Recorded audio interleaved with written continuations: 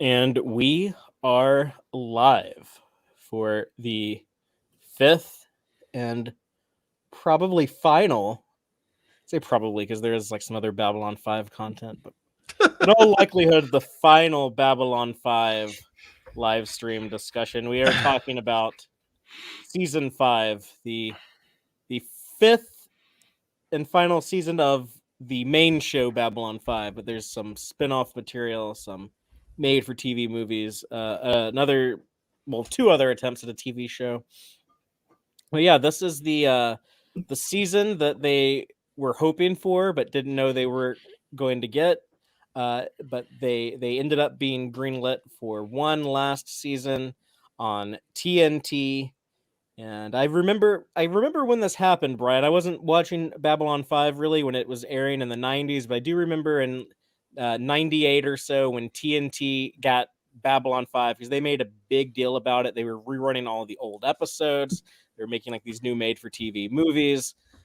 So I think TNT did a lot for pushing Babylon 5 to a lot of audience members. I think didn't discover it until then.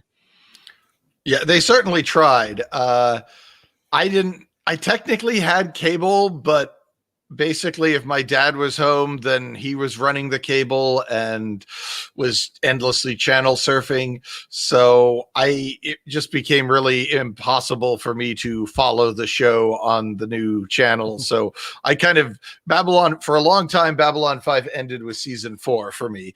And it wasn't until I got a hold of, purchased a friend was offloading their VHS collection, and I got the whole thing for like all 5 seasons for like $100, which is a pretty good deal even today for DVDs. But nice. But it was crates and crates of VHS tapes stacked up in the living room. But I finally got to see season 5 then, like in 2005 or 6 or something. 5, I think, 4 or 5. So I might have seen season 5 before you then, because I saw it on DVD, and the DVDs were coming out around the first term Bush, or like when Star Trek Enterprise was on the air. That was when the DVDs were hitting. Yeah. So I might have actually seen it before you. Sorry, my dog is making some noise in the background. Hopefully he'll quiet down. Yeah. But season 4 is not a bad place to leave off, actually, because this is a very divisive season.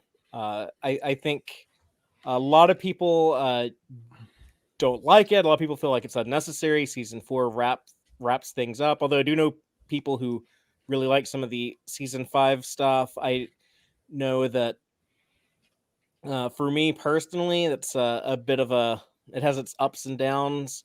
It is my least favorite season though.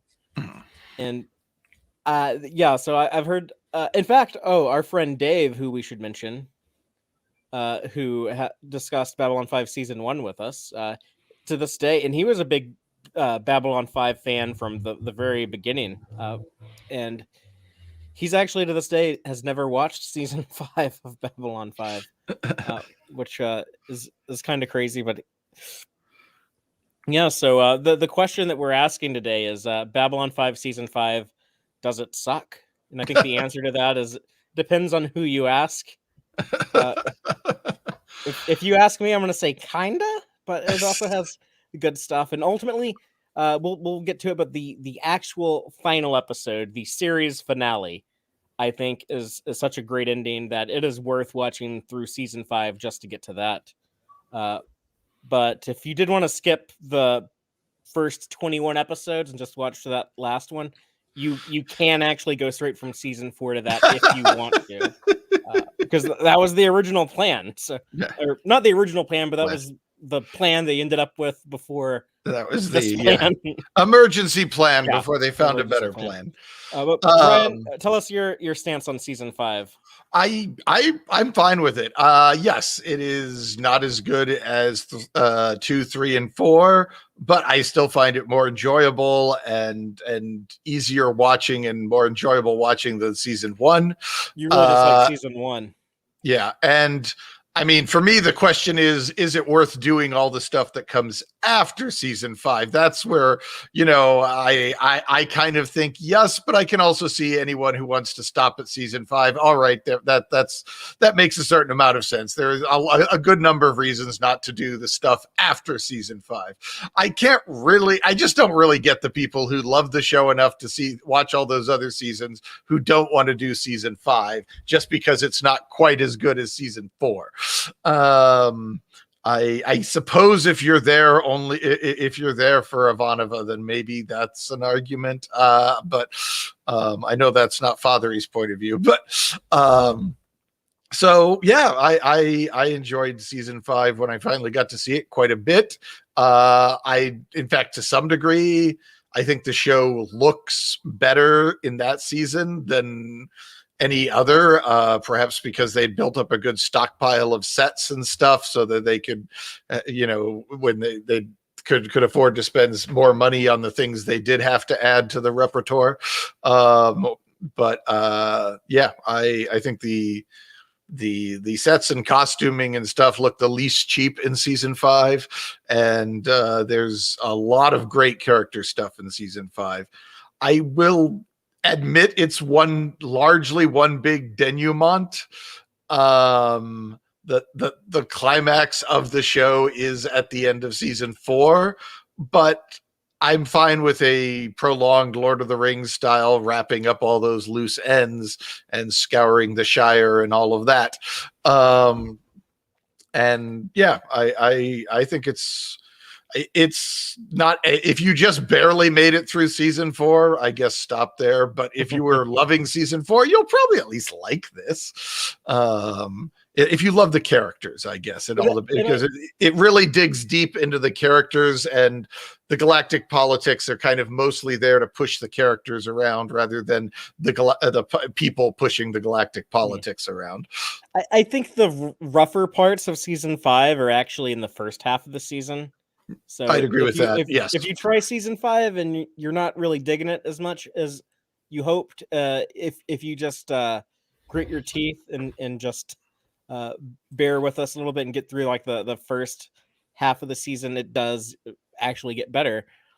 I feel there's enough good material in here that, I can meet you halfway, Brian. And I think that there is some great stuff, and that best case scenario would have been that they didn't do a full 22 episode season. I think if they had just cut this in half and did, 11 or 12 episode season, I think they could have saved the strongest stuff. I was actually, right before this podcast, sitting in the shower thinking, as much as I enjoy season 5, it probably would have been a little more kick-ass and would have scratched more people's B5 itches if they'd pulled out like 5 episodes, and everything would have been a little more rock and roll and fast-paced. So yeah, I would agree that there's a bit of padding and stories that take 2 episodes to do what could have been done in 1.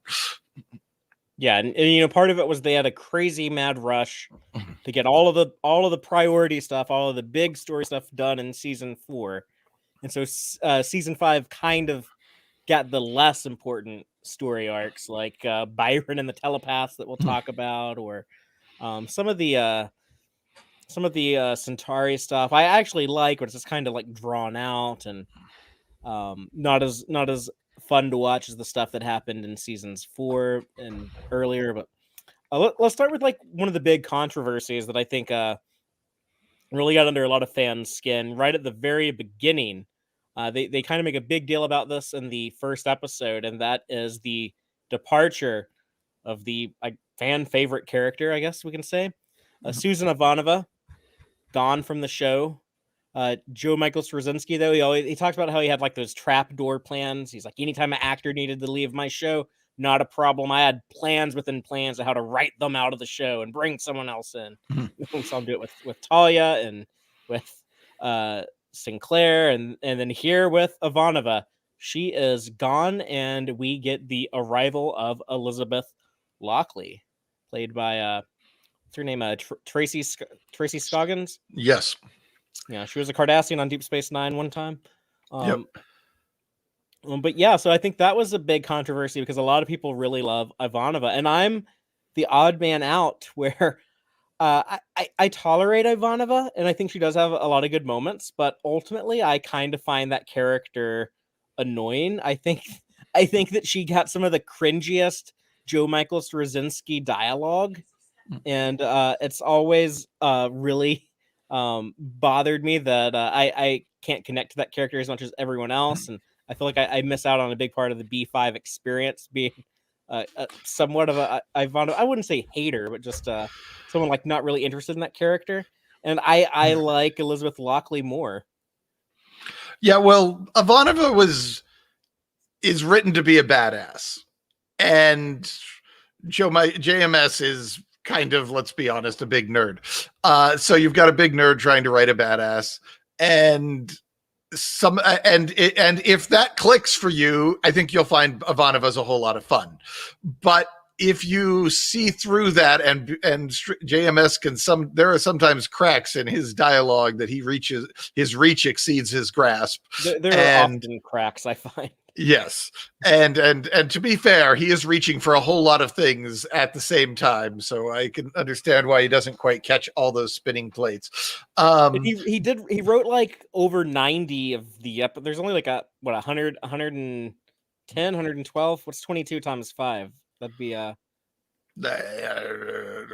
20 times 5 would be 100. So then 110. 110. Yeah. So he wrote over 90 of them. Yeah. So I think if Ivanova clicks for you as the badass, then you'll probably like her. But if you feel that she's a little overwritten and pretentious, then you will probably find her a little irritating, or at times irritating. And I'd loved Ivanova every time I watched the show until the most recent one that I did. And that was the first one where I really started to notice the JMS reach exceeds the grasp phenomenon with the dialogue. And I still loved the show, and there were still a lot of new things that I discovered that I loved about it. But and that I did find Ivanova was not quite as it didn't click as well for me as she was intended. But there are a lot of fans who love the hell out of her, and she works perfectly for them. And to some degree, it's when you get introduced to the character. I think if you watched B5 when you were fairly young, that probably it just feels like natural as opposed to cringy.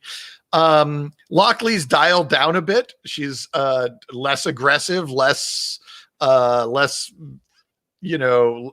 of an emphasis on throwing out the threatening dialogue, and because of that, then we dodge a lot of the problems that some people have with Ivanova, and so I can totally see why you might like Lockley better. I can't honestly. I guess I'll say Lockley. I mean, she felt like a really good commander who knew what she was doing, and I respected her intelligence and her ethics and stuff like that. I can't really imagine myself wanting to hang out with her and have a dinner with her. I think we would not click at all. Whereas I think me and Ivanova, I think as long as she saw I was nice and submissive to her, I think we'd get along just fine.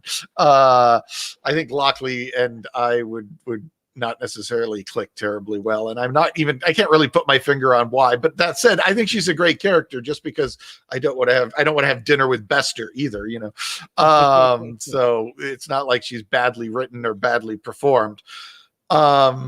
So I think that another big thing is it's just so jarring. Everything that happens at the end of season 4 promises this new big story arc of a personal arc of Ivanova dealing with what happens at the end of season 4. And then season 5, she's gone. And they did the same thing with Sinclair. So I guess we should be used to it on this show. But we'd gotten a lot more time to get used to and fall in love with Ivanova.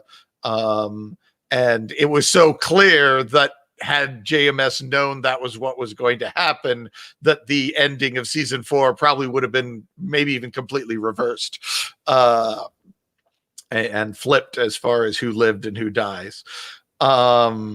So yeah, that jarringness of it doesn't help anything at all. The way and there's no real foreshadowing of Lockley. It's not like she's mentioned or cameos or anything like that. Which of course he didn't have that much reason to think he was going to need her. And it's such a soap opera trope to be like, oh, she was my ex-wife, and I didn't tell anyone about that till right now. But yeah, I had like this whole other marriage that I never talked about. I was like, that's like a soap opera move. I guess I haven't watched enough soap operas. I mean, when they said it was like some incredibly short-term thing that blew up and fell apart almost immediately, I was kind of like, yeah, you probably wouldn't bring that up a lot. And they're unlike Sinclair, who had Garibaldi on the station. Sheridan didn't bring any friends with him to the station who would know a lot about his past. So, once he starts courting Delenn, there's even less reason to bring up fail. Oh, I got married once before. It was a total disaster. We hated each other. You don't bring that up. How many guys' wives is this guy going to have show up on the station? Yeah. But no, like I do enjoy Lockley. I wouldn't say like that I love the character, but I just like her having like a new person in command of the station.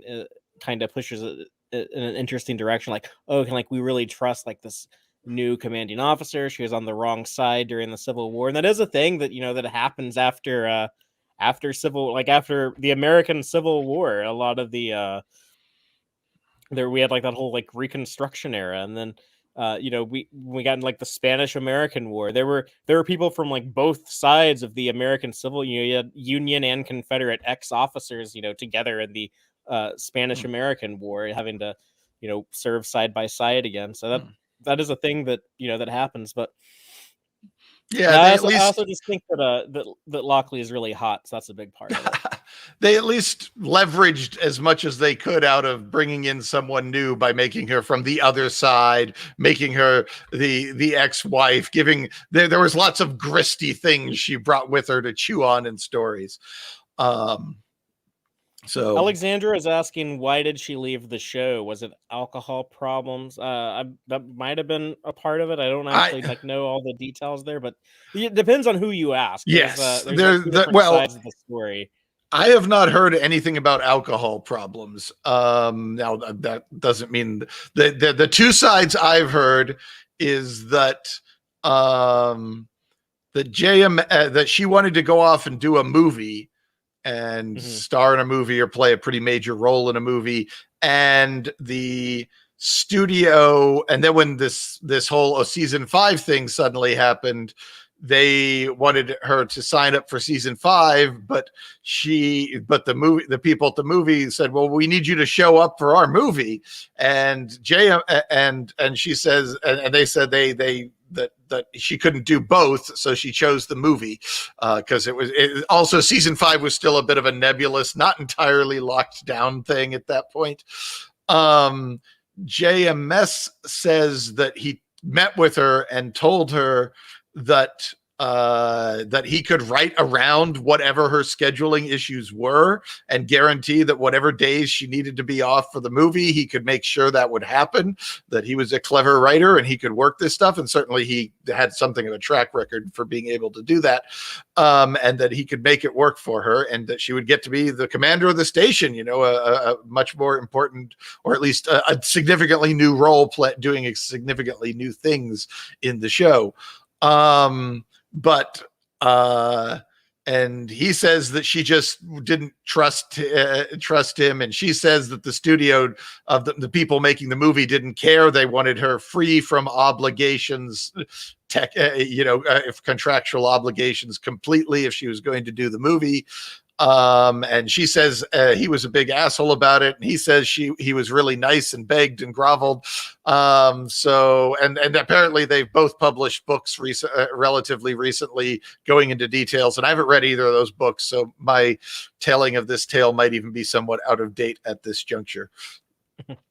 And Bruce Boxleitner said that she was the one being an asshole. He said that he felt like she kind of betrayed the show and like didn't show up when she was supposed to for something. and so they just stopped trying to like contact her after that because she had lost touch with the show. I also know like she's kind of like changed her story a few times over the years. I actually saw her at a convention here in Austin in 2010, and she said at the time then 2010 she was saying like, oh, I totally would have done season 5, but I told them I can only show up for 12 episodes, and they said no, you have to sign a contract for 22. And I said I can't do that, I have this other job and I can only be there for 12. And they were like, too bad, you have to be here for 22.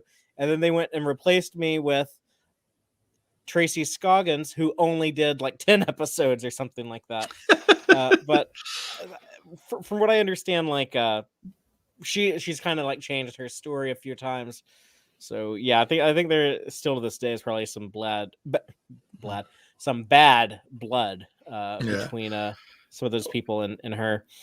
I will also add on the counterpoint, JMS always ends up being the hero of every story he tells. So, That's and true, one has to start wondering a bit about that. You know? I do realize that like that there is some truth to that. And I'm not like a huge like JMS advocate. Like I think he's sometimes he's a great writer, sometimes he's not. I think some of the things he's said about the Superior Space Station show are that's another example of him like being inconsistent and changing stories, or an example of someone else doing it, I should say. But yeah, so I'm not like a JMS stan by any means, but I'll say this, like for a guy who has been around in Hollywood for so long, and has had a bunch of people work for him, I really only hear like people say good things about him.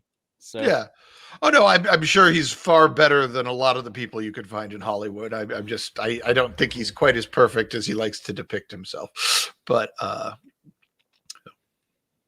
and I think, you know, one of my big problems with the show, I mentioned this in season 4. I noticed it a lot in season 4. We're just like the JMS writing of every single episode. We do get a break of it here, but yeah, just I keep hearing like the same like ticks, the same writer's voice is just coming through consistently. And I think sometimes he's just I don't know if he's like tired or if he's or what, but like we mentioned like the jokes that go on for too long, or sometimes like there's some cringy tangents he'll go on in dialogue where like a character is having to explain something, like they'll be like, oh yeah, it's just like here's like this example, and like I noticed it a lot in season 5, they would just like spell things out for the audience a lot.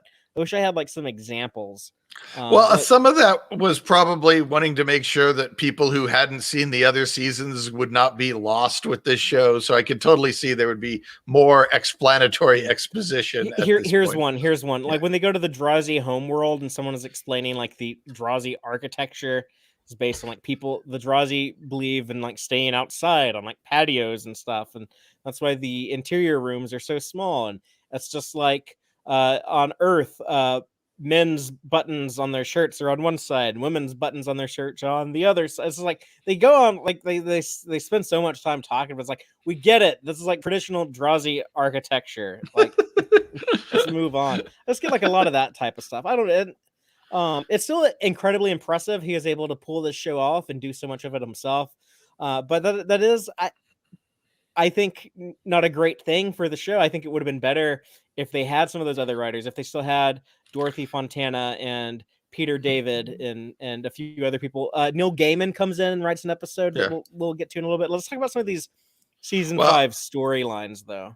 Yeah, I guess one more thing I wanted to say concerning Lockley. I think Lockley gets a better deal to some degree in her appearances in Crusade, where she's not having to play under the burden of all these other new characters or all these other established she's the characters. Veteran there. Yeah, it's a role reversal.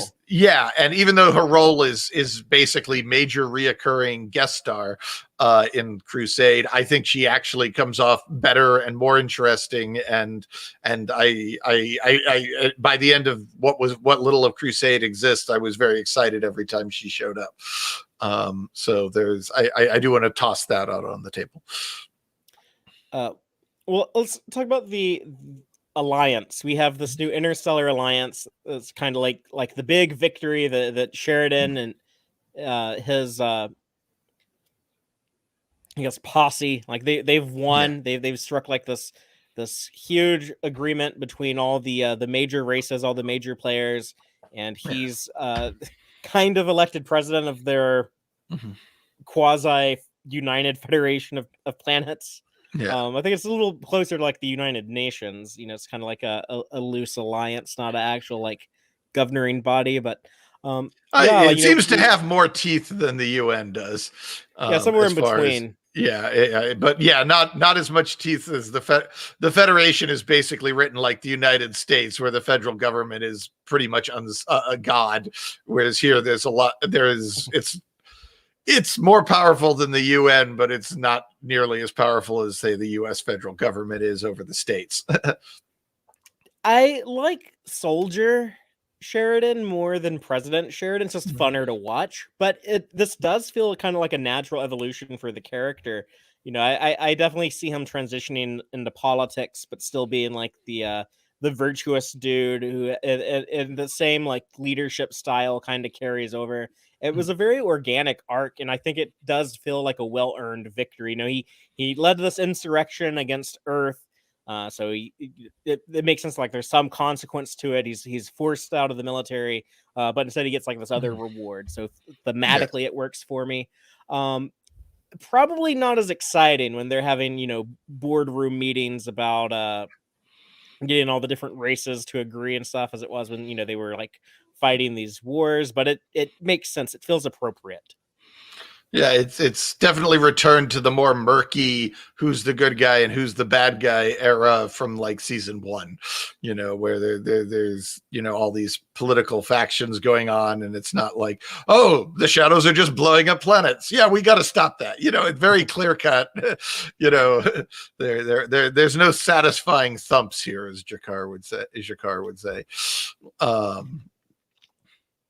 It's weird in that first episode when that dude's trying to assassinate him at his inauguration, because I'm not really sure what the motivation is to assassinate Sheridan.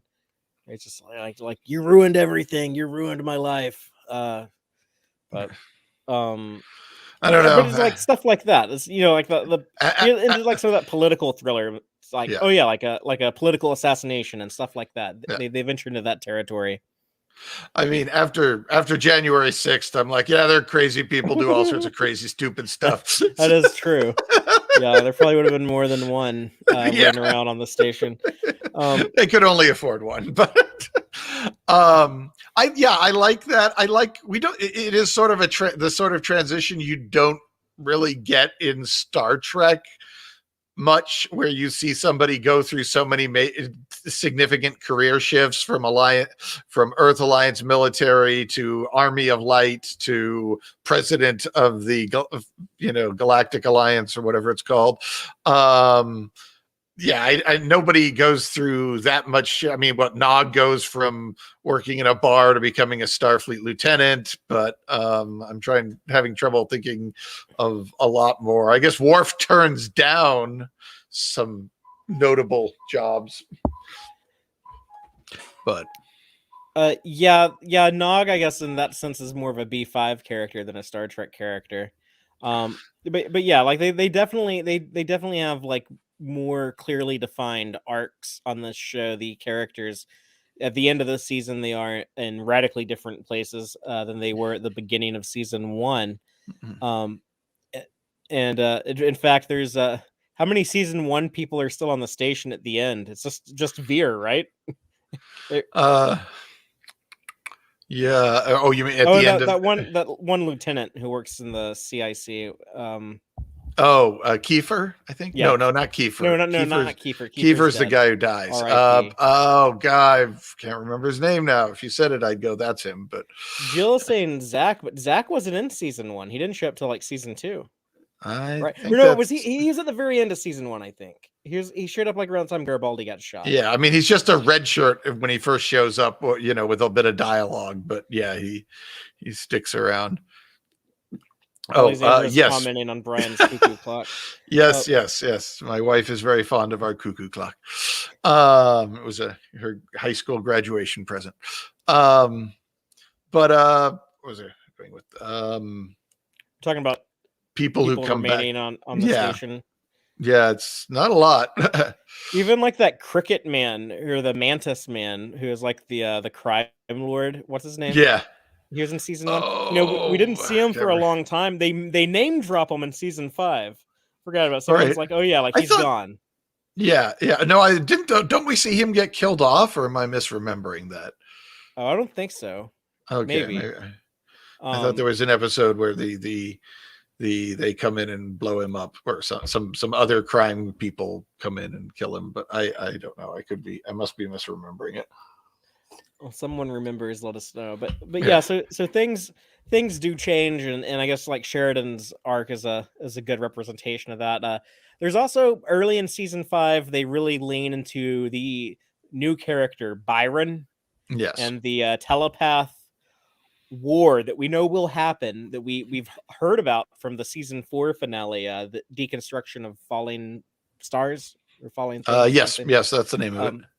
But yeah, so we know that there's eventually going to be like this big telepath war. We know that Lyta is going to play a huge role in it, and they kind of embody that with Byron. I think this is probably what gets the season off on the wrong foot with a lot of people, especially when we first meet Byron and his telepaths. They come off as weird. They're not very likable. They're kind of culty, and I guess they remain cultish throughout. But we do eventually like learn to sympathize with them a little bit more.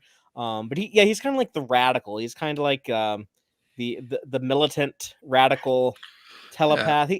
He's kind of, really and truly like he's kind of like the Magneto of like how Magneto is to the mutants. Yeah, but not played by I'm blanking. Ian McKellen. Or Michael Fassbender. So he's like the milquetoast version of them. Yeah, and I think a lot of Byron's problems would have been fixed by a more charismatic actor. I think a lot of people just found him kind of grating and he was unlikable. To be charismatic. Yeah, just Lyta falls for him, and it's kind of unbelievable. It's like, Lyta, you've been pretty cool throughout these 5 seasons. Like we've seen you do some cool stuff, and like you're really gonna fall for this weirdo and like have sex in this room full of his cult following telepath followers. Well, I've heard, and I can't remember how well verified this is, that earlier drafts, it wasn't going to be Lyta, it was going to be Ivanova. That Ivanova rebounding from the death of Marcus and having said no to a one-night stand or anything like that every time it was offered, is now feeling this horrible sense of regret that about saying no. And Ivanova starting to explore her telepathic abilities, and runs into these telepaths and ends up feeling like maybe she feels a little more kinship with them, and feels like maybe I shouldn't say no to this guy. I said no to the last guy, and it turned out to be a horrible thing, and so it was that was and that her lack of experience with telepathy and the nature of telepathic links could have made the cultish aspect slightly more seductive. So that's what I've heard. And then, of course, obviously, when Ivanova wasn't there, it became a Talia storyline. But I have to admit that part does Lyta. Sorry. Lyta storyline, and I have to admit I could see how that might work better. That'd have to be a reworking of some other parts of the story, but I mean, it was probably only at outline stage when that got tossed. I could see that working much better. I could also see it working much worse. But I can see that. I think I probably would have preferred that. Yeah. And this I know is pure fan theory, but that doesn't mean it's wrong. It just means it's unsubstantiated. The Byron arc might have been supposed to happen in season 4 when they were needing the telepaths to fight the shadows. Right. That would have made more sense too. And then they're like, well, we've got to put up with Byron because we need him and his telepaths to fight the shadows.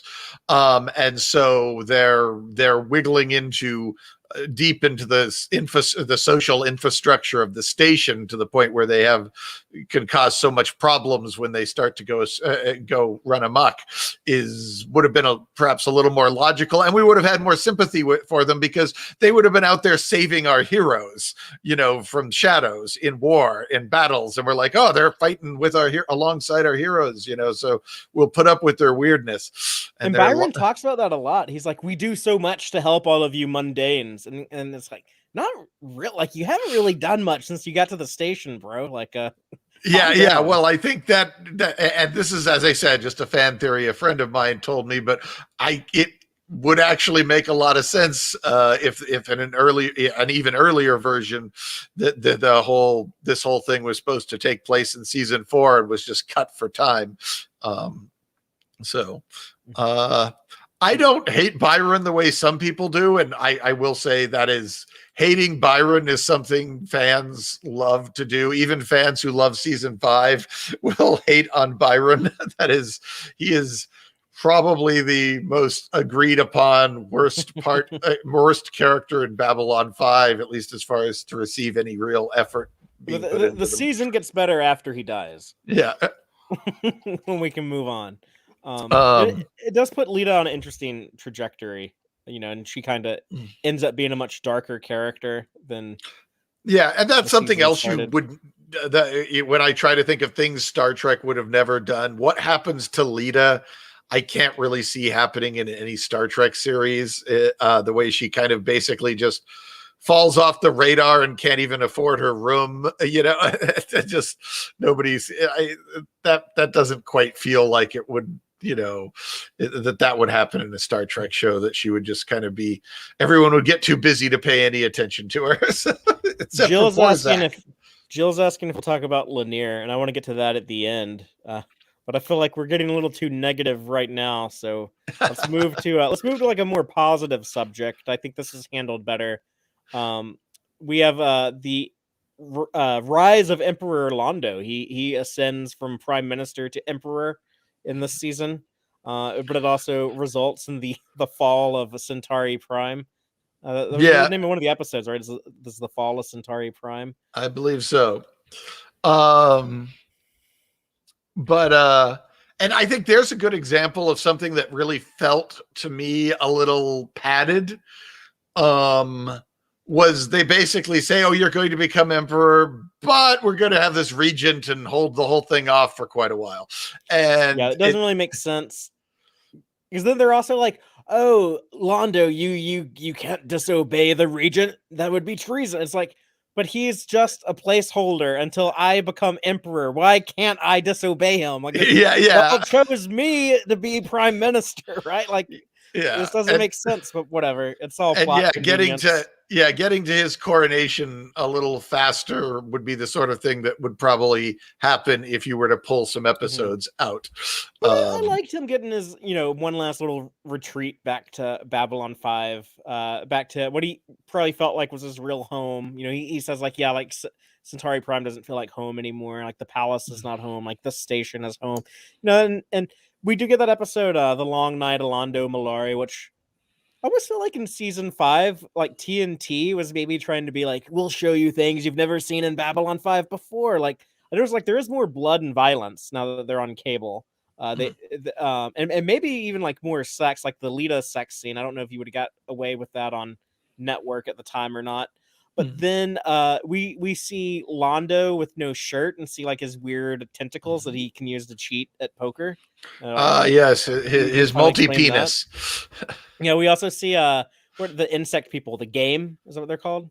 Yes, as in Neil Gaiman. We see one of them with no helmet on in season 5. So it's like, if you want to see all this stuff, you're gonna have to start watching on TNT.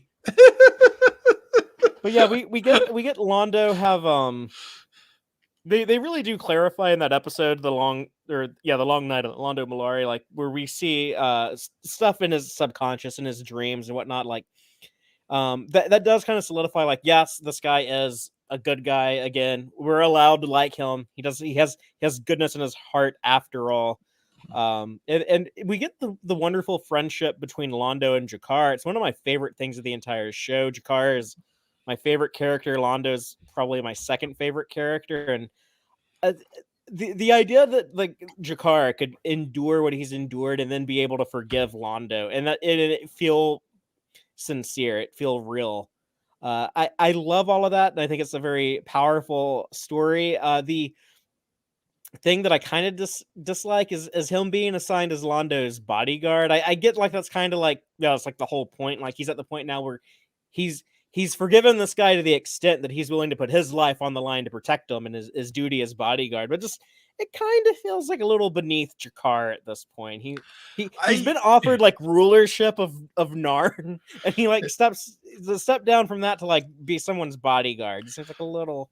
It kind of feels to me like the best idea he could come up with for keeping the characters together on Centauri. I mean, we clearly want Londo and G'Kar scenes, and we clearly need Londo on Centauri. So why is G'Kar on Centauri, a planet where everybody's going to hate him? Where and what is he hoping to accomplish there? And so, I mean, he could have just been like part of like Londo's cabinet, or he could have been like the Narn ambassador to the Centauri Republic, or he could have been like, Londo could just been like, he's my like chief advisor, he's my chief of staff, or something like that. But, I don't know. But I mean, and there's sort of the flavor that, I mean, even if he is functionally a sort of an advisor for Londo, that the Centauri would never put up with somebody having a Narn as their advisor. If their emperor was getting advice from a Narn, that might be unacceptable. Whereas, yes, we have a Narn is a bodyguard. Okay, they killed a lot of people. I can see a Narn bodyguard. Yeah, it's still kind of like a servant position.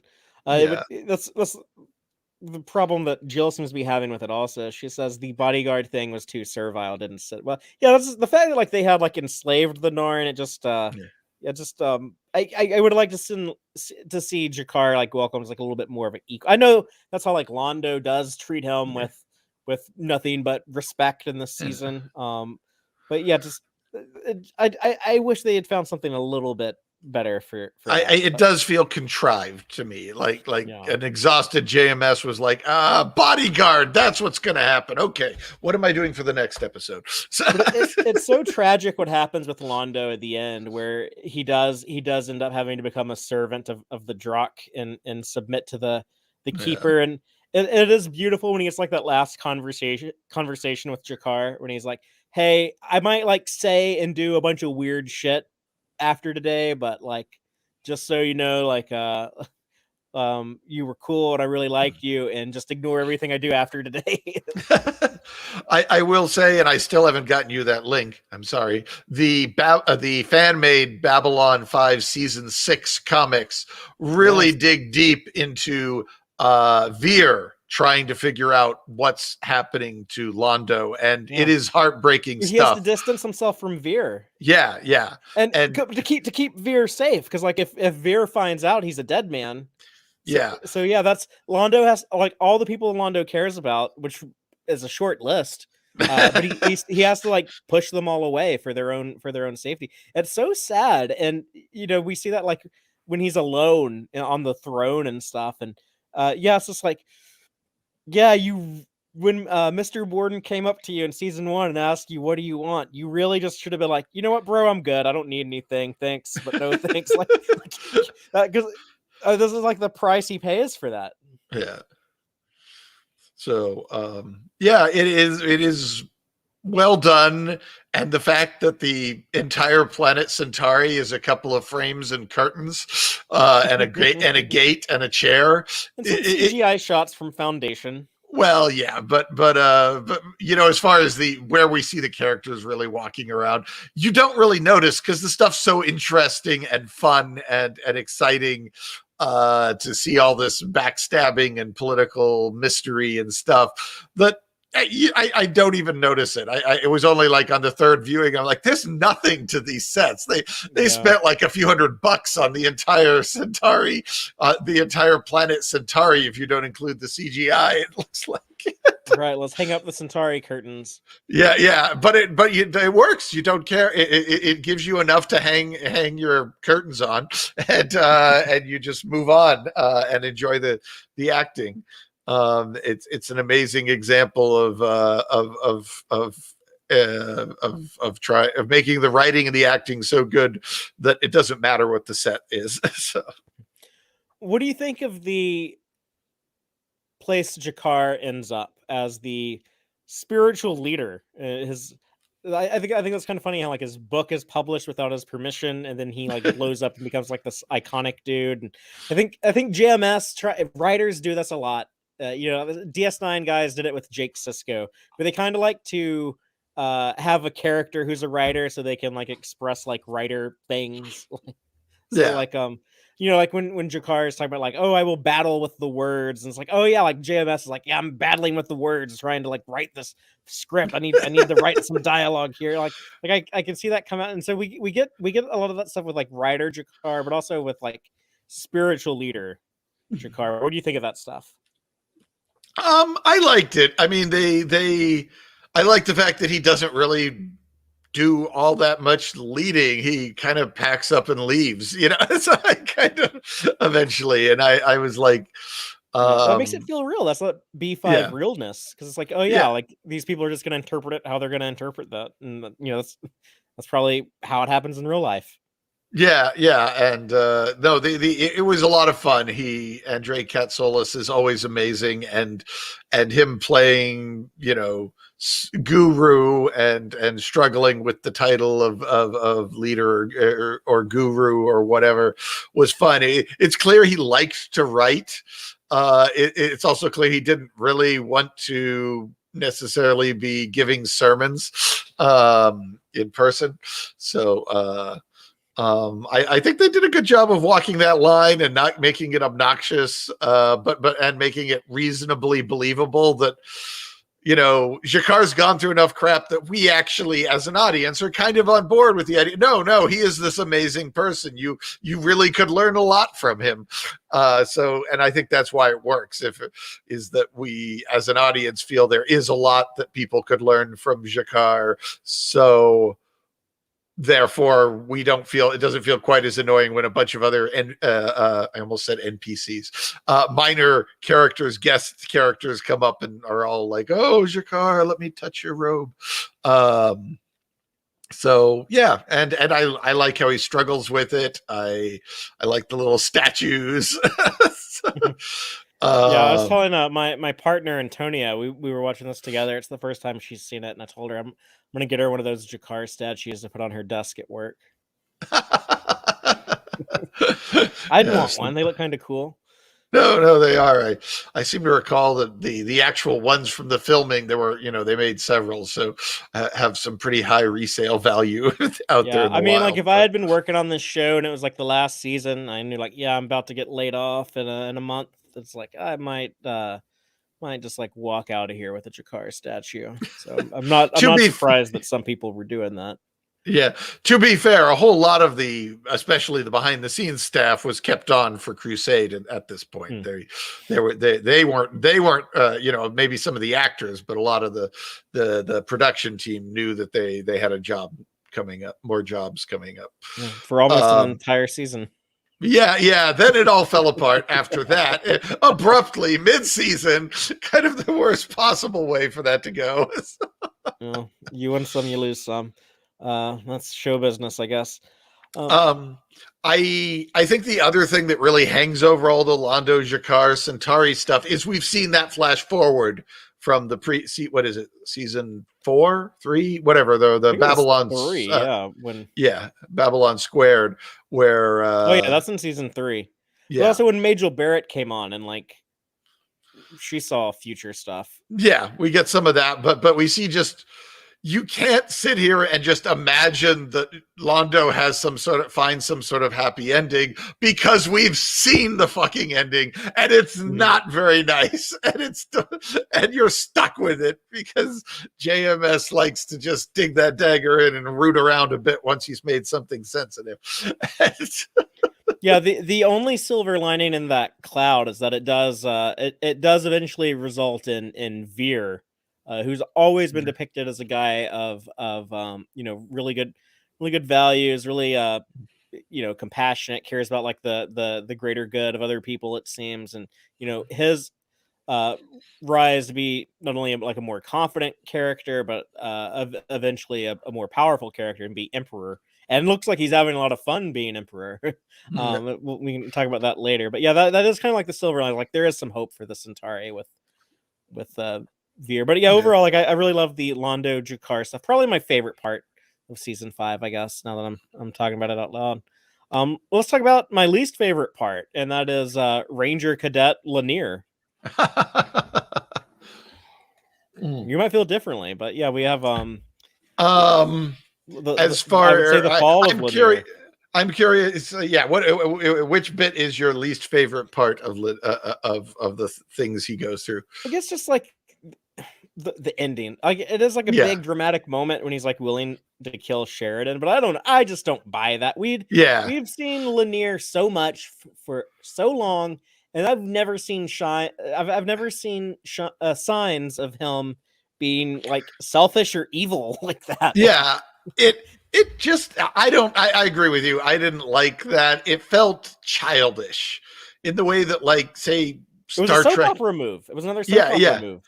In the JMS way that was tired. He was tired. Is 90 fucking episodes over 5 years is a lot, I don't know. I think this was the general shape of it was more considered than just what do I do with Lanier at the end of season 5. The execution might have been where the ball was dropped. Well, yeah, I don't know how you would do this better. Yeah, it feels childish to me in that I was like, it kind of almost seems to be saying, well, if you're in love with somebody who loves somebody else, your only option is to run away or to kill that somebody else that they love. And I'm just like, really? That's where we are as an enlightened people, that the Mollari are supposed to be, that's all we can come up with as there's no way we can just work these out or just be honest about our feelings rather than feeling like they're, I don't know. I just didn't like the way that it felt like, yeah, that's what high schoolers think when they're in love triangles. That's how they think things have to be, it's the end of the world if this does not go the way I want it to go. And I just, after all the crap these people have been through, I think they'd have a little more perspective on these things. I mean, running off and becoming a ranger, I actually thought that was kind of fun. And that part's okay. Yeah, I like that. It's kind of neat when he comes back from ranger school, and I think maybe this would have been too trite, but maybe like if he had done something to, like, even though he was like so jealous of Sheridan, if he did something big to, like, maybe sacrifice himself to save Sheridan or something like that. Yeah, actually did something heroic, like overcame his jealousy, but that might be like a little too like standard cookie cutter. So I know JMS likes to subvert expectations. The other thing though is that maybe I'm like a shitty person for thinking this, but it's like, come on, Lanier, all you had to do was wait 19 years and you would have had your shot. Like, Sheridan ain't gonna last forever. I had never considered that, but you're so right. He's fuck, now I hate it even more. Years. Yeah, just be patient. And you'll have your shot. Even more. Oh my God. Wow, you've just blown my mind. I will. Now I really hate that because, yeah, you're right. Mollari lived for ages. Wow. Yeah. Okay. That's definitely the big takeaway for me for this podcast for sure. I'm going to be thinking about that for a while. I could attempt murder or just wait 19 years. What should I do? And you've got 19 years to set things up too. You can be the right there when things, as things fall apart, You even know what year it's all going to go down, yeah. And I mean, is that even evil? I don't know if that even qualifies. I mean, he wants if Delenn isn't going to hook up with someone she doesn't actually want or like. So you know that it's not like she's going to get manipulated into some sort of toxic relationship. She's way too strong and smart for that. So yeah, it is actually an ideal solution. I guess I can't remember if I've mentioned this in an earlier podcast, but back in season 1, I think, certainly by 2, there's JMS was on the set where they were filming, and he's standing next to the what's the actor who plays Lanier, the Lost in Bill Space Mummy. guy, Bill Mummy. Yeah, he's standing next to Bill, and Bill just they're looking at Delenn, Mia Furlan filming or getting ready to film or something. And Bill just kind of out of nowhere says, he loves her, and he's like, are you sure? And JMS looks at him and says, are you sure about that? And he's all, yep. Lanier loves her. And I was like, are you really sure about that? Yep. Okay. And he said, JMS was relating the tale. And he said, well, right then I realized there was only one way this could end. And he was sure he wanted it. He was sure he wanted to have Lanier be in love with Delenn. So that's the story I told.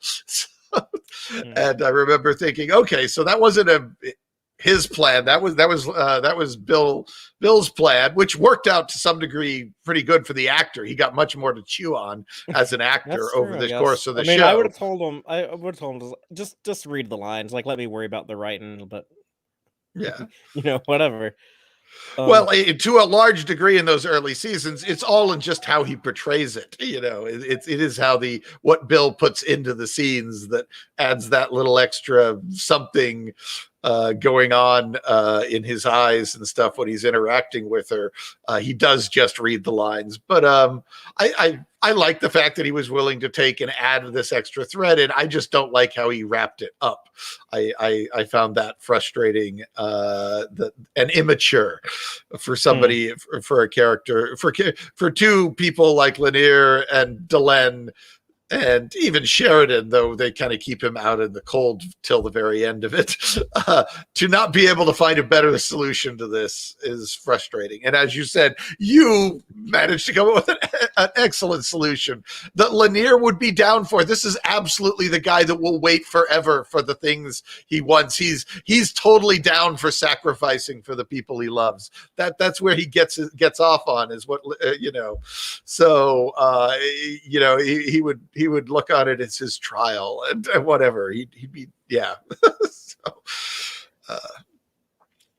The next character arc I want to talk about is Garibaldi, and specifically his alcoholism when he has his relapse. Let me just say my thoughts on it real quick, because I have some real specific thoughts, and then I'll see what your opinion is. But the first time I watched this, and even the second time I watched this, I guess I was lucky enough for most of my life. I really didn't know anyone who struggled with substance abuse or addiction. So I never really understood how serious the subject matter is. And Babylon 5 actually does both. It treats it seriously and then not so seriously. But the moment when he does actually revert back to drinking, when he is staring at the whiskey bottle, and there's so much tension when I watch it now, and it's oh my, because I understand how bad this is when he does take a drink, and it's so tragic and kind of depressing actually. But yeah, it makes me so sad. But then they kind of ham it up when we have Garibaldi drunkenly singing and then ordering pizza on the phone, drunk dialing for some pizza. And it gets kind of cartoonish there. It's a cartoon version of what a drunk alcoholic is. It's not if you see someone who's actually suffering from addiction, it doesn't look as silly as that. And then with Lockley's speech to him, I feel that kind of and I get like there's probably like some real intent to it, but it goes on for a little too long and it gets like a little too cringy. And that was like another thing, like her like whole explanation, like her dad's alcoholism and everything. It just like, it was one of those like tangents that I was talking about that Janice likes to go on, where he just like over explains things. And yeah, it just felt like a little like out of place and inorganic. But yeah, so that's weird. The Garibaldi alcoholism story to me is like it has like some good stuff, but it has like some cringy stuff. What do you think about it? I mean, I think first of all, from what I understand, Jerry Doyle was an alcoholic, and that is something he had very, very personal experience battling with. So I think that needs to be tossed on the table when discussing his performance and the legitimacy of it. I have had several other people complain about it being a bit silly in places, like you say, or a little stereotyped. I will say, in my college and after college years, I picked up a friend who was my sister's ex-boyfriend, actually, but by the time the relationship ended, he was friends with me and all the rest of my friends. And he became an alcoholic and had depression issues. And he would, when he was buzzed, he would be bouncy, happy, silly. And sometimes it was easy to just kind of say, well, at least he's happy right now, and not like depressed and suicidal.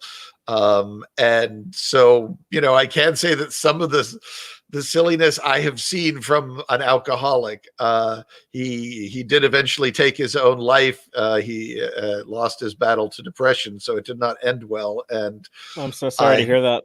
Yeah, but looking at the previous times I'd watched the show, I hadn't until the last two. I hadn't all of that hadn't really happened to me, and then watching it again now after that had all unfolded, I don't know. It still feels a little JMS cheesy, like he can get, as we were discussing with Ivanova and stuff, in places. But I definitely emphasize it feels much more emotionally moving than it did before, when I was young and naive and innocent and didn't know how bad things can get for people. So overall, I think it's reasonably well done, well done enough that I find it moving. The fact that my friend looked a little bit like Jerry Doyle is added to the whole resonance of the thing. So it's funny. I think my dad kind of looks like him. Yeah, I've always what's the off-brand Bruce Willis. But people say my dad looks like Bruce Willis. So yeah. And I think Jerry Doyle, I mean, if he fails, I feel it's more of a scripting issue than an acting issue if it fumbles here and there. It's also interesting to see a very grounded personal type thing. I mean, even drug addiction is usually all tied up with the law and breaking the law and stuff, whereas this is, alcohol's legal, and so it's something there's less effort to hide that, so it is something that feels much more visceral and real in this world of spaceships and aliens and time portals. Yeah, just the things that like bugged me about it was like when he's like actually like passing out on the job and like getting people killed and stuff, and then like when they go to the restaurant and like the waiter is like, "Oh, I'll bring you the special coffee," and it's like some of that was kind of silly. But yeah, like I definitely do see like the good parts of that. And like I said, like, this is the first time I watched it and like really like understood like how like severe and traumatic and tragic that is when he does relapse. It's something that like hit me harder this time than the previous two times I've watched the show. There were some standout episodes this season. I think part of doing this or go ahead. Oh, Jill 47 says that Doyle died from complications of alcoholism. So, thought that probably is worth acknowledging. Oh, so. yeah, I knew that he had died a few years ago, but I didn't know that was a factor in it. Yeah, that's sad that he that's like they say. That's people who deal with those demons. It's like every day is a struggle. Yeah, that's sad that that ended like that. One of the things that happened in season 5 was that having to do like this, I guess, extra tacked on season that you weren't sure if you were going to get, and maybe had to stretch some of the material. And I kind of hate when people overuse the term filler. People call like so many things like a filler episode because of like big consequences that affects the show or like the story arcs. It's like automatically like, not as good. It's a filler episode, but there probably are some filler episodes here in season 5. But some of these standalone episodes, some of these a thing that like we didn't get any of in season 4, I don't believe. So it was kind of refreshing for me as someone who kind of likes well told, done in one story with beginning, middle, and end within one 45-minute episode. I think that's kind of a lost art in modern TV. So there were 3 that really stood out to me. But the first one I have is a view from the gallery. It was their lower decks episode. That's where we have the 2 maintenance guys, Mac and Bode. It's like a whole episode from their point of view. The guys who run those little weird looking futuristic vacuum cleaners or mops or whatever they are. Like, we don't even know what these things do. But yeah, like a whole episode from like their point of view. Yeah. Yeah, it's definitely a memorable episode. I find that as far as the cringy JMS dialogue, that one ages worse than most others. Yeah. I find definitely. That the jokes in that one are just not funny, and it feels a lot of the dialogue feels kind of contrived. I will also say that as far as getting at the essence of a Lower Decks episode, I think it does as far as the overall shape and plot beats and shape of the thing. I think it does a better job than Star Trek does, which still kind of feels like these. There's nothing blue collar about the characters in the Star Trek Lower Decks episode. We should say we're talking about the Next Generation episode, like yes, I guess, yeah. season 7 episode. I don't know, like 24, 23, something like that. But yeah, we're talking about that episode, not the animated Lower Decks show. Yeah, those characters actually in the cartoon feel a bit more blue collar, but these guys are definitely blue collar. This is definitely after all these ambassadors and psychics and captains and commanders and stuff. No. I mean, this is the most blue collar thing we've seen since Garibaldi. This is definitely a very different perspective of these people here. And it's a little JMS patting himself on the back, like when they're like observing things, and they're like, "Oh yeah, Sheridan and Delenn, that's true love right there." Like it's like JMS patting himself, like, "Yeah, I wrote like this great romantic couple." It's it seems a little self gratifying like that, but. I just kind of like the meta commentary and like the observations, and it is something that like I do often wonder, like, well, there's all these people on the station, like what is it like for like your typical extra walking around in the background? Yeah, I thought it was a good idea. Yeah, I like the ones where the parts where he pokes fun at uses them to poke fun at B5. I think work the best. The ones where he's fun of the White Stars, like they look like a plucked chicken. Yeah. But then at the end, and he's like, "No, they look like angels, like swooping in to save us." It's like, like the White Stars, like sometimes they look ugly, but sometimes they look kind of badass. So, yeah. Whereas, as you say, the patting on the back stuff can be a little, but I think it worked better when he's kind of taking this opportunity to step back and poke fun at the show. And part of me says, wouldn't this be great if it was written by an actual outsider? But another part of me says no one else would have the guts to mock the show the way the owner does. JMS knows he's not going to get fired for or yelled at for mocking his own show. It's his show. So I don't quite know whether we got the best case scenario of that or not. Well, speaking of episodes written by outsiders, Jill 47 points out that Day of the Dead was a great episode, and that was the next one on my list. This is the one I mentioned before, written by Neil Gaiman, very famous novelist, comic book writer. TV, does a lot of TV now. He's wrote a couple Doctor Who's. He's got his own show based on his book Good Omens, right? That's what it's called. Basically, yeah. So, I mean, he wrote it with Terry Pratchett, I think. They're doing Sandman based on his Sandman comics, which were that's what put him on the map, I think. Yeah. At least in my circles, but yeah. So big superstar writer. Must have been like a fan of the show. I don't know too much about the behind the scenes of this, but I just assume he wanted to write for it because he liked the show so much. How much TV had he done at that point? It might have been something of a fairly novel experience for him to, hey, I've never done TV, or I've almost never done TV. The other significant thing about this episode is that Penn and Teller show up. Seems like kind of an odd choice, but I think it actually works. I like Rebo and Zudi.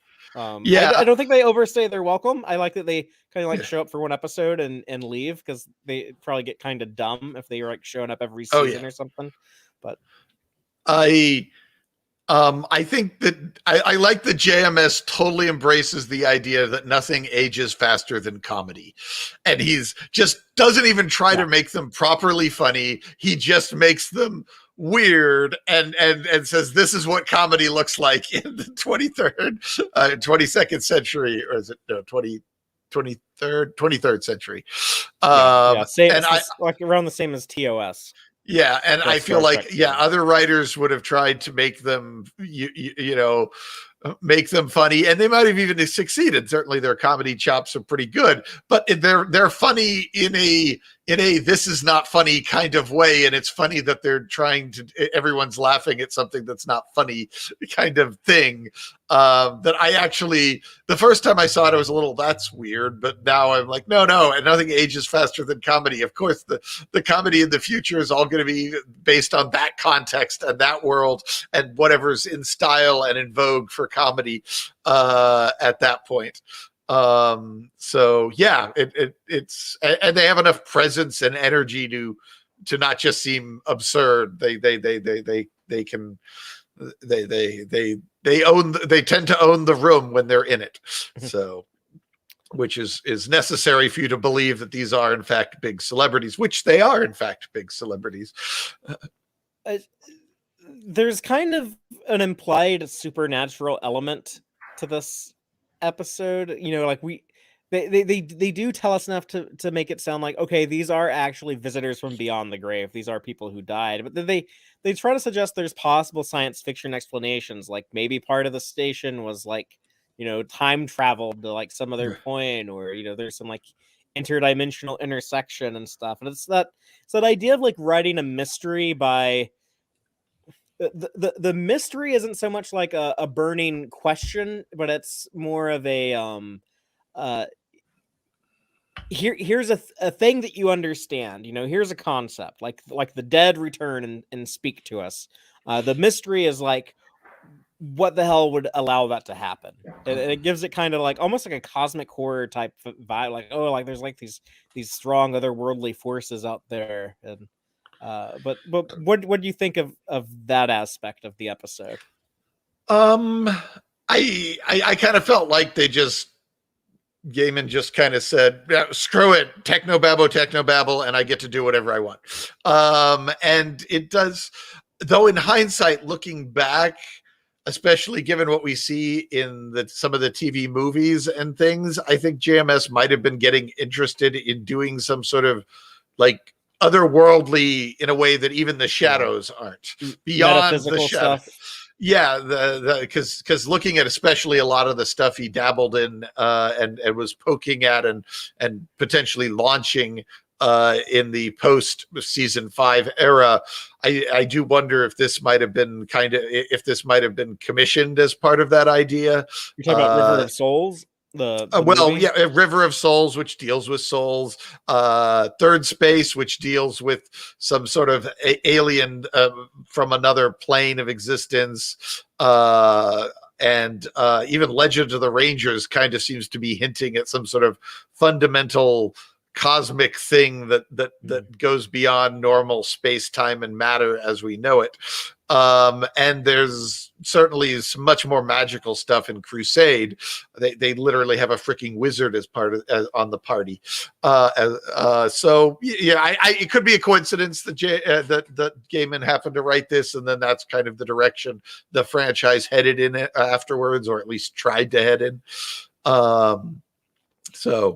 That's kind of I think for season 5, on our way out the door, sure, we love these characters so much that I'm perfectly willing to forgive the hokey science or hokey lack of science, and just enjoy these characters in their little vignettes with their various ghosts. I was like, fine, this is so much fun to watch. I don't care if it maybe breaks the world a little bit. And I like who they brought back. I like that Dodger came back from Gropos. That was a good early episode. Back when they would occasionally do, those good self-contained standalone episodes. Even though everyone loves Babylon 5 for the arcs, it did sometimes do these good little solo stories. Then we get some Lockley backstory, which kind of seems out of place at first, but then it sets up her connection to Garibaldi later on. So you have the benefit of that, and then Morden and Lanier, I think, is kind of cool, where they're the whole idea of like, you will betray the Rangers. That's a cool setup. Unfortunately, the payoff did not deliver on that one.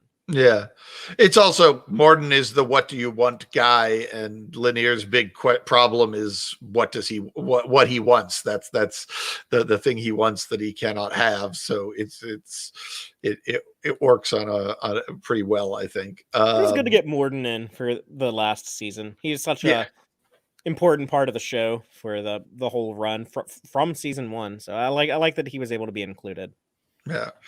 I suppose one could have brought back Sinclair again and the Ghost of Valen or something. Yeah, I didn't think of that one. I'm trying to think of what other opportunities were missed. Is there some other big dead person that we would love to have seen come back? But I don't know. That's the only one that's really springing to mind. So that could have been fun to have one more scene with.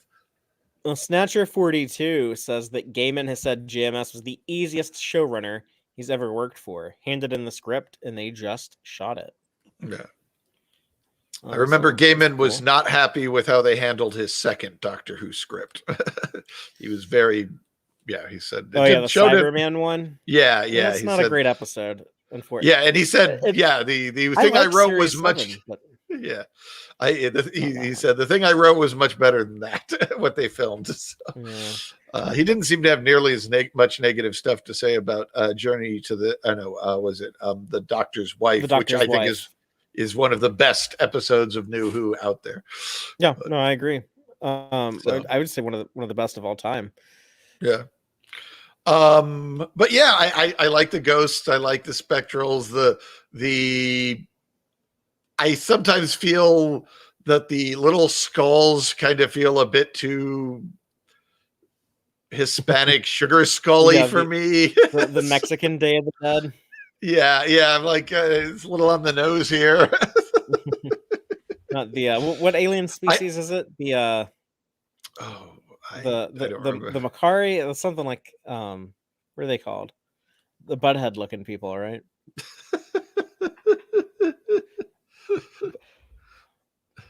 But the other good episode that kind of stood out and had its own identity, I think, was the Psi-Corps episode, The Core is Mother, The Core is Father, where it's pretty much just like a day in the life of Bester.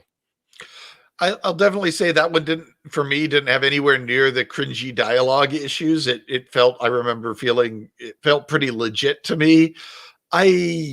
It definitely felt like the sort of episode we stuck in because we needed to fill the quota. Yeah. But it was interesting. I think, I think this would have been a lot more useful early on when we're getting our head around the Psi-Corps, and once we start seeing just how bad they are. Whereas at this point, I didn't feel like there was nearly as much revelation about the Psi-Corps and their sneakiness as what we could have gotten at this point. We talked about how, I think last time when we did season 4, we talked about how Babylon 5 doesn't really show the villains very much. Like, we never see President Clark scenes, like President Clark just like hanging out in his office, doing evil stuff. We never really see the shadows, what they're doing. Kind of like I compared it to Deep Space Nine, how during the Dominion War, we would frequently cut back to Cardassia Prime and we would see what the Founder and Damar and Weyoun were up to. We never get anything like that in Babylon 5. With the exception of here, where the episode doesn't really treat Buster as a villain, and we've seen enough nuance in the previous 4 seasons to know that, like, this guy actually, he does care about stuff. He does have like stuff that is important to him that he's willing to fight for and risk his life for, and it does a good job of like still keeping him a bad guy. They space a dude. They cold-heartedly execute a dude at the end. They're like, oh yeah, he's just a mundane, So they keep him evil, but they still maintain like that nuance. And I liked that line of dialogue where he says, yeah, not everything's about Babylon 5. I have this whole other life beyond Babylon 5. I don't even like going there that much, but yeah, and that could be seen even as a sort of thematic foreshadowing for what all the spin-off that they were rolling around and trying to put together seeds for things, because this does kind of feel like maybe this is kind of a backdoor pilot for a Psi-Corps show. They could do like a Psi-Corps procedural. There's set up for a telepath war. That could be its own show. You're just talking about like the stuff in Day of the Dead and the impact that would have on future stuff. We even get references to Sheridan and Delenn's son Adam later on, and they don't show us that character, so it's like, oh yeah, because we don't know what actor we would cast if we use him in a future show or something. So yeah, they do plant seeds that they don't really pick up on any. I guess they try on a few, but yeah. Well, I mean, JMS can take years to pick up his seeds that he plants. So the fact that he didn't, get to most of them isn't actually that surprising. Never say never. It is, HBO did just remaster Babylon 5, and I think if people are streaming a bunch of it, I think it is possible that someday we do get more B5. I would rather them continue in the universe and not do a reboot like Galactica style. Yeah, but I don't know. There's, unlike Star Trek, Star Trek has been very successful, one of the most successful franchises ever at making spinoff after spinoff after spinoff after spinoff. And B5, there were several attempts. TNT really wanted to do it, and they could just not crack the code. They couldn't pull it off. And then Sci-Fi Channel tried to do it. It didn't work there either. So yeah, it just and to some degree, I feel like if Star Trek wasn't Star Trek is both the reason to try doing a spin-off of Babylon 5 and also the reason why it's probably not going to work. I feel like there's at the time anyway that it was coming out, everyone was watching Star Trek. There's plenty of this stuff out there, so do we need this other show on? And it's sad because I think there's a lot of potential in the B5 universe that I think could be explored. What I'd love for them to do is reboot Crusade. Just take the notes and the premise and the basic character sketch and start over from scratch with that, but set it in the original continuity and just kind of toss that's no longer canon. I guess Lockley, the actress Tracy Scoggins, would be. You'd have to like move it forward, I guess, so that Tracy Scoggins would be the right age, or just say there's a new commander of the station or something at that point. Though the original wouldn't exist anymore. The station only existed for like another 20 years or so after Yeah, after the end of B5. So well, if you don't now. have Tracy Scoggins in there, then that's not necessarily a problem. But so yeah, I don't know. I'd love to see them take another crack at that show. I say just do it like 100 years later. Do like Babylon 5: The Next Generation. But yeah, I wish you could call it Babylon 6. They make such a big deal about this being the last of the Babylon stations. Yeah. That's a branding issue, is that you can't call anything in this. You're very limited in attaching the word Babylon 5 to your sequels, but nobody's going to know what you're talking about if you don't have the word Babylon planet. Could you have like they established like a neutral planet and they call it like Babylon Prime or something like that? Yeah, I think Babylon Prime was going to be the name of Babylon 4 in the earlier drafts when it got thrown forward in time to finish off the Shadow War after Babylon 5 got blowed up. So then Babylon Prime would have not be the last because it wasn't built last, but it was still around longer than 4 or than 5 was. So, well, are there any other standout episodes you feel we need to mention, or do we need to go ahead and talk about the big one, the final one, Sleeping in Light? I guess I guess there was some stuff as far as how they wrap up those last little set of episodes. Those last 3 episodes, if we were talk about those as a unit, I think we've hit on all the major episodes. Yeah, they have everyone leaving the station. We see Jakar and Lyta go off together, which that was kind of a cool pairing. If you compare that to like way back to In the Gathering, when Jakar was like, "Hey, want to make a telepath baby with me?" They're both in very, very different places than they were back then, and he's matured and she's become powerful and scary. And then Dr. Franklin leaves. If anyone remembers Dr. Kyle, he's like, "Oh yeah, I'm gonna go hang out with him, work for him." And the big one, I think, the tearjerker moment was the actual last episode shot as part of the normal production of Babylon 5 was in Objects at Rest, when they're on the White Star saluting, and you see the new Babylon 5 crew with Lockley and Veer and the Narn, I don't remember, Talon or whatever his name was, the new Narn ambassador, and you have the new generation on the station, and Sheridan on the White. It is corny when they do that salute to each other, and they match the rotation and everything, but I still teared up a little bit watching it. The music swells. Antonia was not having it though. She was like, "Oh my god, they're drawing this out forever." we were also watching the last 4 episodes in one night, so I don't think she might have just been kind of impatient wanting to get to the last one. But I feel like after all they'd been through, they'd earned some cheese there at the end. They should be allowed their little moments of going a little over the top with it all.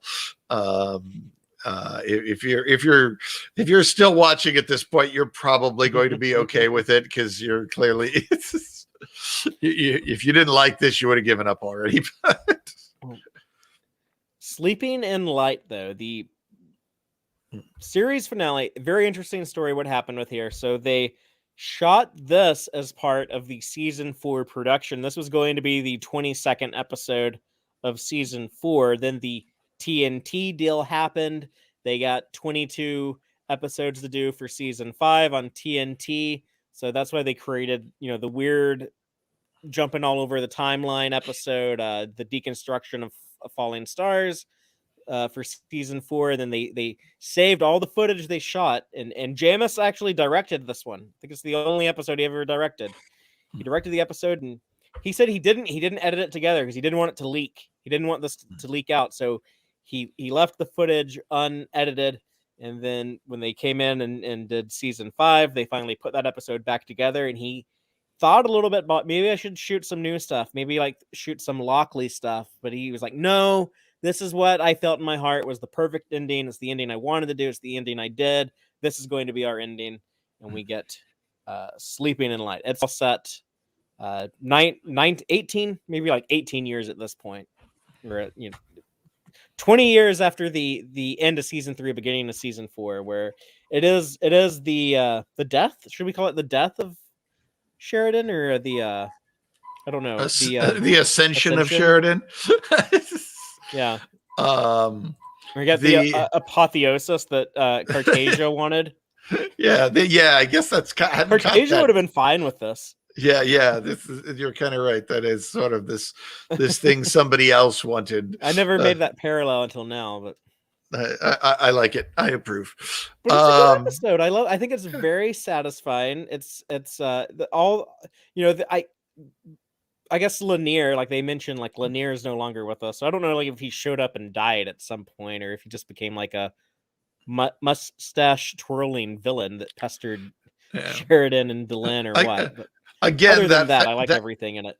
Yeah, that fan comic offers an explanation for that if you want to buy into the fandom. Yeah, it is sweet. It's nice. It's enjoyable to watch and a tearjerker. I do kind of wonder functionally, is it how necessary it is to jump forward and see everyone all these years later? And Sheridan, it's not a big twist that Sheridan's dying at this age. We saw that coming for decades now. So, it's so I satisfying epilogue. Yeah. I do sometimes wonder if, like, it really feels it's more than an epilogue or a denouement. This is the credits are rolling and they're going to pop up little boxes telling you what happened to every major character in the future. You're literally so far into it that the credits are rolling. And I suppose if you watch things in chronological order, the deconstruction of Falling Stars is a trailer for the next thing. But even though I'm not like an Ivanova fan, it is nice after having a whole year without her. It is nice to have her back in some way, shape, or form. And I think she gets some good. Her moments are fun. I liked her as the grizzled old general. Yeah, that's fun. And I like where she kind of like had enough of that. She's like, I'm tired of feeling like an old war horse that's just trotted out for parades. And then it's like, oh, you want like to be important and meaningful again? Take over the Rangers. I liked that. Yeah. No, there was I guess it's odd they set up the what's going to happen to Sheridan's son thing, and then what's going to happen to David on his 16th birthday? Yeah, and then they don't really address that. Yeah, it feels like a seed for another show or something. Yeah, though I at that time, I mean, Crusade wouldn't have been able to cover something like that. It wasn't far enough forward in the time. They need to do Babylon Prime 100 years after the normal show, and you have like this 80-year-old ranger, and like you don't really like know who he is. He's just kind of like the mysterious like Ben Kenobi, and then you end season 1 where like he takes back his hood and he has like a hint of like a Minbari bone, and he's like, I am David Sheridan. That would be something you could do, or you could cast some young guy as David Sheridan and have him as the lead for your adventure series. But yeah, there's for a while, since there's some crypticness about the lead guy in Legend of the Rangers, that pilot that never went anywhere. I toyed with, is that supposed to be David Sheridan? But that would seem like the place to bring him back. Yeah, the chronology, as I recall, doesn't quite work out with some of the other references that they make. That like, oh, okay, it could. And then JMS just basically said, oh yeah, it takes place 2 years before Crusades. Alexandra asked if it was mentioned in one of the movies. I think Sheridan probably said something about like the Delenn and the kid, or Delenn and the baby. He must, right? Yeah.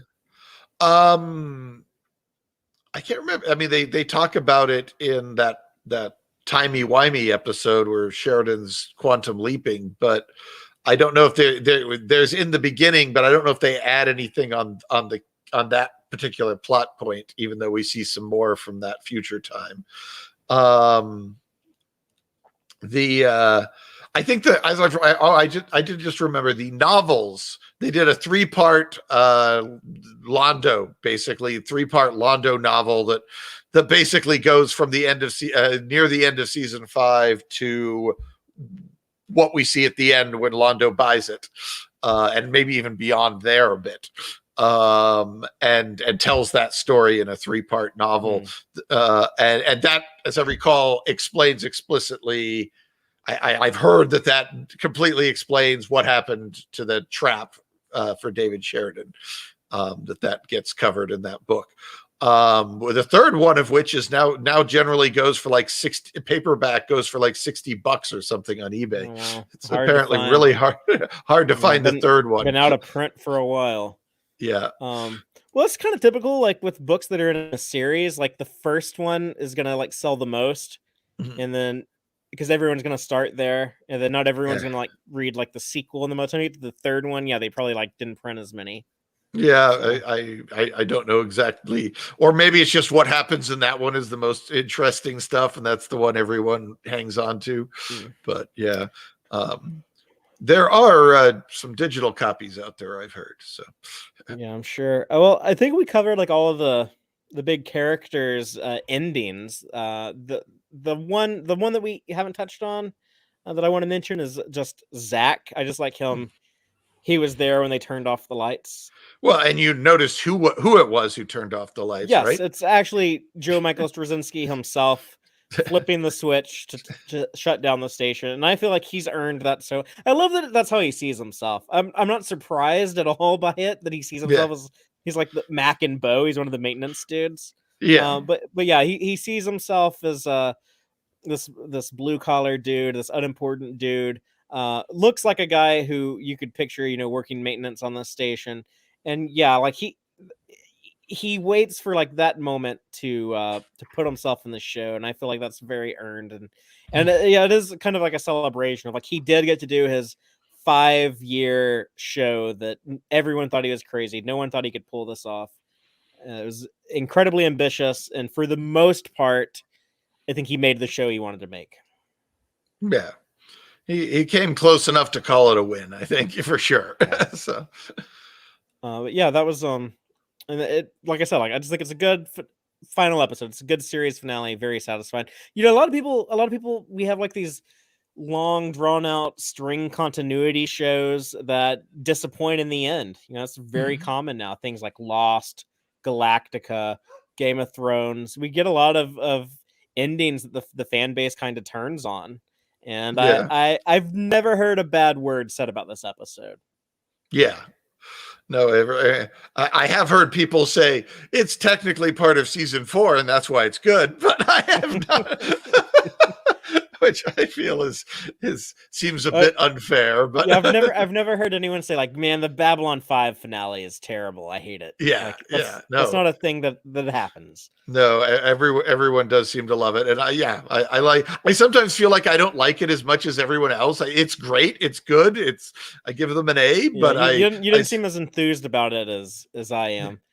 Yeah, I sometimes feel like I watch it and everyone else seems a bit more emotionally worked up than I am about it. And I don't know why, but I like it. It is a good thing. I think I'm just something wrong with my brain or something in this case.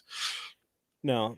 Jill is asking the big question, the question of the hour. Well, I guess like the question of the hour was, does season 5 suck? But we kind of danced around answering that one.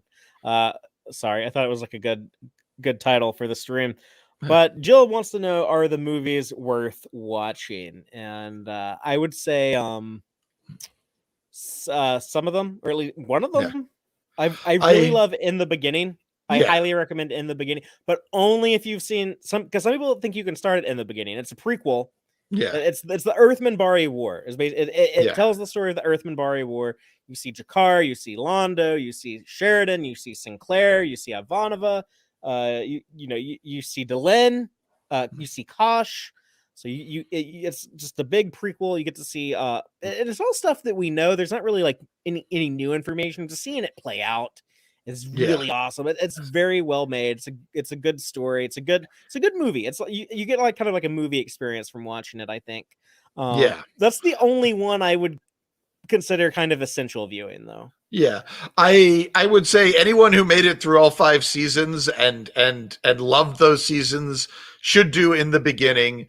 And if you've already seen all 5 seasons, then In the Beginning I think makes a great starter episode to start the series off on. But only if you've already seen them, because there's all sorts of spoilers in that movie. If you go, so you'd only watch it after you've seen everything else at least once.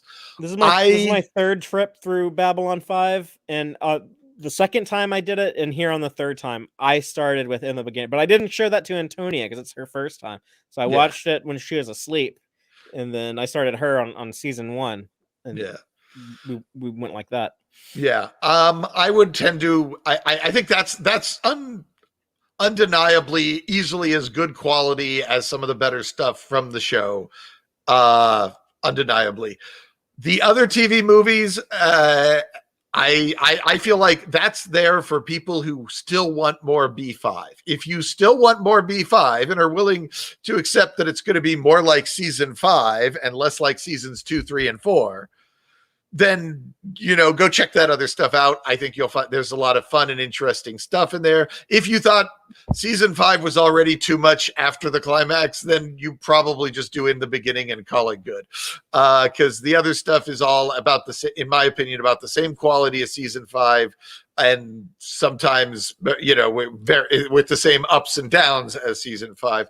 I really like what Crusade was setting up. I enjoyed Legend of the Rangers a lot as a kind of fun episode 4 New Hope-y Star Wars version of B5. I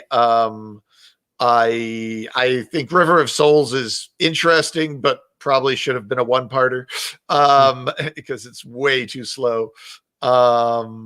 Third Space is weird, but I don't know. It feels like, again, it should have been shorter and had more money for the effects. But I echo Fathery completely on checking out In the Beginning. But as far as this other follow-up stuff goes, I am curious whether Fathery is going to be checking any of it out and whether we will be meeting again. Are you still up in the air on that? Probably not. Because not as many people watched our Babylon 5 season 4 stream for whatever reason. People weren't as interested in that.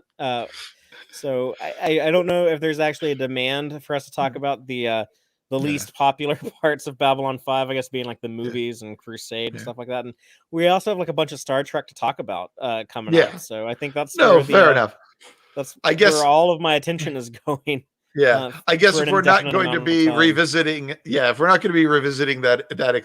spin-offs, I will say the Lost Tales, which is 2 half-hour episodes, one about Lockley and one about Sheridan. It's incredibly low budget. They're almost feel more like stage plays. But if you like those characters, it's absolutely worth doing Lost Tales. They're nice, they're short, and there's a great great little 30-minute Sheridan story and a great little 30-minute Lockley story. So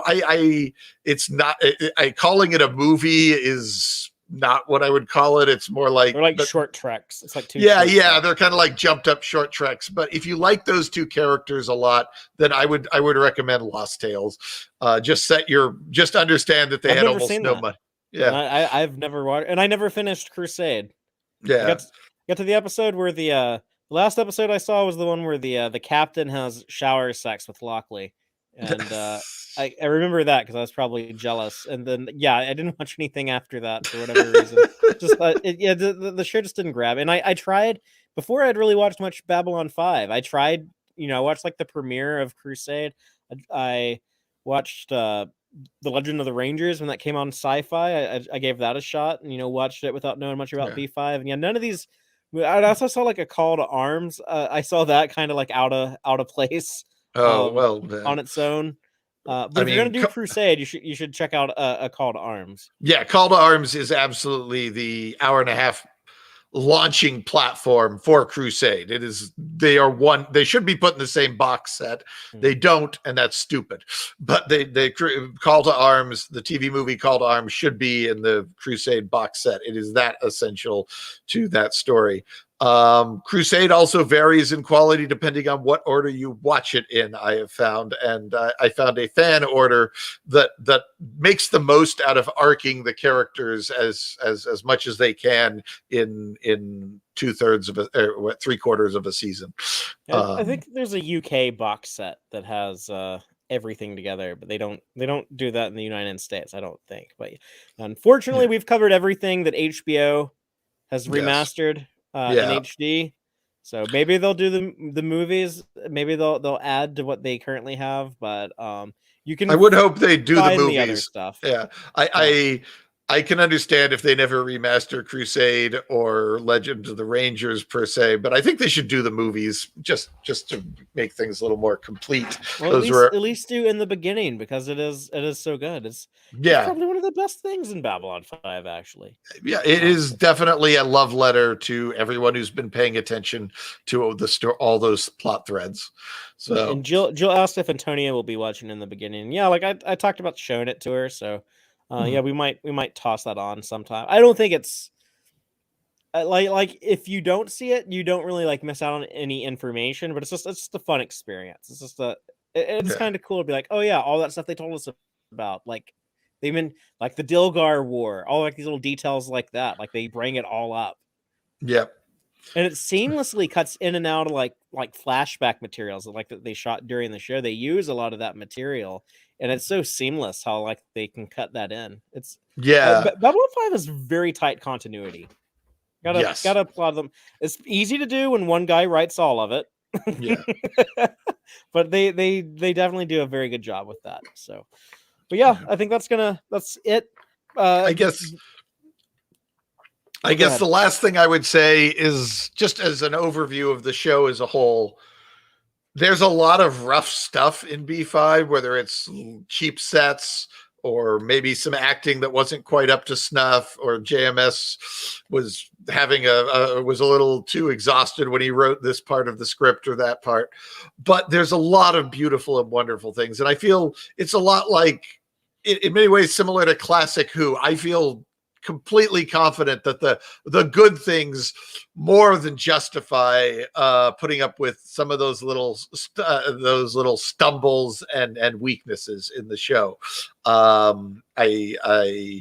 can't say it's like Next Generation or something that was or something that was, or DS9 that was always very polished and shiny. But I absolutely think it's a worthy adventure for anyone who really loves Star Trek. They should absolutely give this show a chance. Yeah, I second that, and that's what we said way back in our season 1 discussion. And as critical as I was tonight on, I don't know, I was pretty fair on season 5, I think.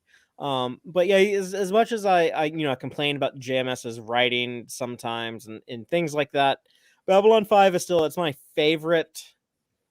I don't know what to call it, space opera or science fiction or whatever. Like, people use these terms for different things all the time, but like out of like your out in outer space, spaceship flying around, spaceship shows like Star Trek, Babylon 5 is my second favorite. So that's pretty high praise coming from me, if you know how much I like Star Trek. I guess second favorite out of a particular Star Trek show, or second favorite with Star Trek as a whole franchise. I like to think of Star Trek as a whole. Okay, all right. Now I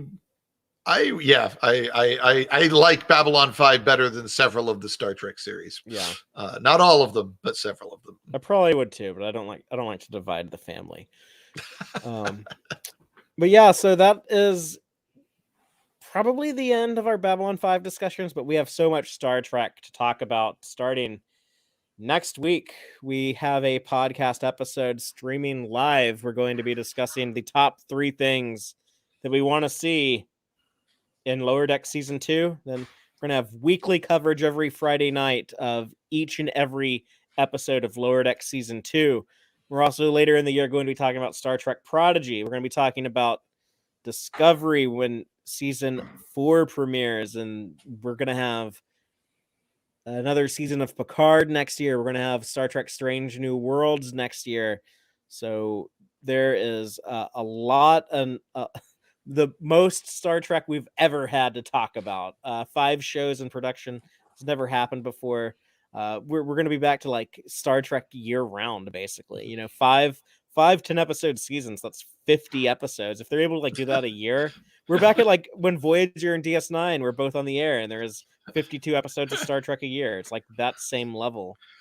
One has to wonder if, given that you're going to be making a podcast for every single one of these episodes, if even Fathery might become tired of Star Trek. Yeah, I don't think that'll happen, but I don't. These are a lot of like the Star Trek podcasts we do. They're a lot of work, and if you haven't watched those, you should definitely come check them out every week, because we go really deep. We have deep conversations. We talk about the whole episode. We talk about like the story. We talk about the writing, but we also get in all the nitty gritty continuity stuff. If you watch us on YouTube, we have visuals, or you can listen to the podcast. We keep it friendly for an audio only audience too, because a lot of people check us out that way. So yeah, I honestly think like we do some like the best weekly breakdowns out of anyone on the internet. And a big part of that is having Brian around, because he has such a big technical mind for the a lot of the continuity in the actual technology, but also a lot of storytelling. He knows a lot about literature and writing and stuff from that point of view. And we try to keep it like pretty diverse. We have like a few different people. Dave is kind of I don't want to say like a more casual fan, but he definitely gets like less invested in the little nuanced things like that. And he's more of like a big picture kind of like general emotion of stuff type guy. So yeah, we definitely come at it from a lot of different perspectives. And yeah, anyone who is checking us out for Babylon 5, you should for sure give our Star Trek stuff a try, because I'm very proud of what we do. I would also say that it's not all cynical and hate-filled like so many other review shows out there. So if you're looking for a more positive, enjoyable experience of watching people, I think that's another selling point your podcast has that I do not see in a lot of other shows. Yeah, but we don't just heap praise on stuff either. Like we do, like we'll point out things that we don't like, but yeah, we I think do a good job of keeping it fair and mostly pretty positive. Yeah, we want it to be good. It isn't always good. Sometimes we complain, but we always come into it wanting it to be good, as opposed to wanting to find the flaws. That being said, we'll be back next week to kick off that Lower Deck Season 2 talk by discussing the top 3 things we hope to see. And you should check that out and be part of the conversation. Check us out live and let us know what you want to see in Lower Decks. Until then, as always, I don't know what to say for Babylon 5 instead of live long and prosper, y'all. So be seeing you was Bester's catchphrase. Yeah, be seeing you. I'm gonna go check out him in Bari Sunset. Goodbye.